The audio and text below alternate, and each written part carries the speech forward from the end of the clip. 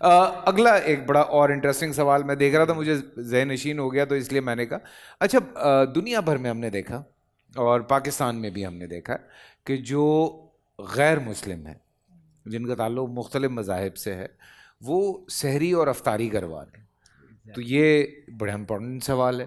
Professor صاحب آپ کیوں چپ چپ ہیں؟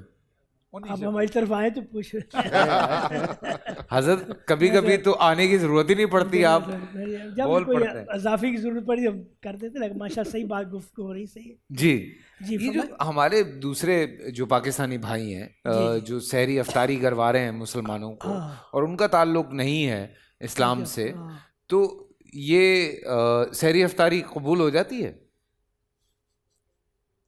دیکھیے یہ تو ایک اچھا کام کر رہے ہیں اور اللہ ان کو اس کا دنیا میں اجر دے گا, اللہ اس کا اجر دے گا دنیا میں, کیونکہ وہ ان کے ایمان, ان کے عمل کا بنیاد ایمان نہیں ہے. اللہ اس عمل پر اجر دے گا جس کی بنیاد ایمان باللہ ہے, آخرت اور آخرت پر ایمان رکھتا ہے. ٹھیک ہے, وہ عمل تو صحیح کر رہے, ٹھیک کر رہے, لیکن وہ یہ مت سمجھے کہ اللہ ان کے اثر کا اجر نہیں دے گا, اجر دے گا دنیا میں دے گا ان کو اللہ تعالیٰ دنیا ہی میں برکتیں عطا فرما دے گا, سمجھے نا. تو یہ ہے اسلام کا.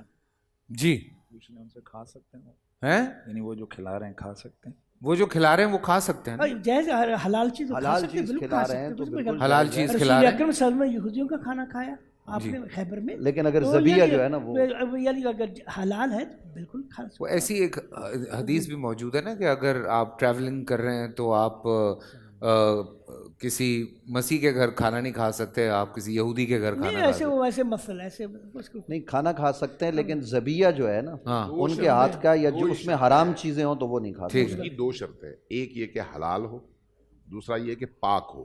ٹھیک ہے, اگر یہ دو شرطیں ہیں تو کوئی حرج نہیں. کیونکہ یہودی جو ہیں وہ چونکہ کوشر کرتے ہیں تو میرے خیال سے وہ اس وجہ سے الاؤ ہوا ہے. فیصل بھائی اس میں ایک اضافہ یہ ہے کہ اگر جانور اللہ کے نام پر ذبح ہوا ہے اچھا تو ذبیحہ حلال ہوتا ہے. ٹھیک ہے, تو ہمارے ہاں جو قرآن مجید میں حکم ہوا ہے کہ وَطَعَامُ الَّذِينَ اوتوا الْكِتَابَ حِلٌّ لَكُمْ, یہ چونکہ لوگ سفر کر رہے ہوتے ہیں میں اس وجہ سے اس طرف لے کر آیا ہوں اس تو بات. اللہ تعالیٰ نے فرمایا کہ جن کو تم سے پہلے کتاب دی گئی ہے ان کا کھانا تمہارے لیے حلال ہے. ٹھیک ہے, تو اس صورت میں اگر وہ ذبیحہ اللہ کے نام پر ہوا ہے, شرعی تقاضوں کے مطابق ہوا ہے, تو وہ ذبیحہ حلال ہوگا.